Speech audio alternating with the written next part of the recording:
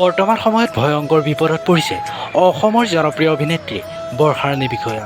আপোনালোকে হয়তো সকলোৱে গমেই পাইছে যে জনপ্ৰিয় অভিনেত্ৰীগৰাকীৰ লগত পথ দুৰ্ঘটনা সংঘটিত হৈছে।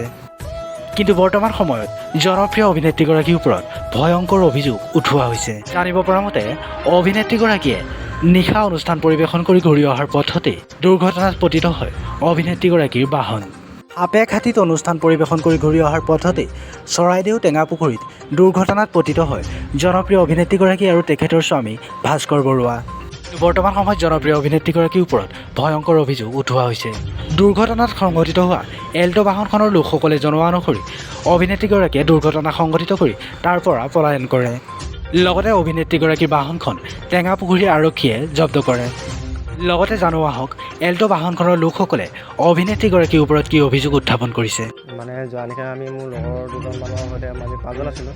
পাঁচজনতে আমি মানে ঠিক আপোনাৰ 11-12মান বজাৰ ভিতৰতে আমি প্ৰগ্ৰাম চাব গৈছোঁ মুছাফত আমি চাব যাওঁতে পুখুৰীৰ ওচৰতে আমাৰ চৰাইদেউ ওচৰত তাতে আমাৰ মানে কি এনেকুৱা এটা হ'ব বুলি হোৱা নাছিলোঁ, যিটো হ'ব বুলি মানে আমাৰ অভিনেত্ৰী বৰ্ষা ৰাণী বিষয়া বাইদেউ তেওঁলোকৰ গাড়ীখনৰ আমাৰ গাড়ীখনৰ যিটো মুখামুখি সংঘৰ্ষ হ'ল সেইটোত আমি মানে বহুত মানে ভয়ংকৰ পৰিস্থিতিত আমি আছিলোঁ।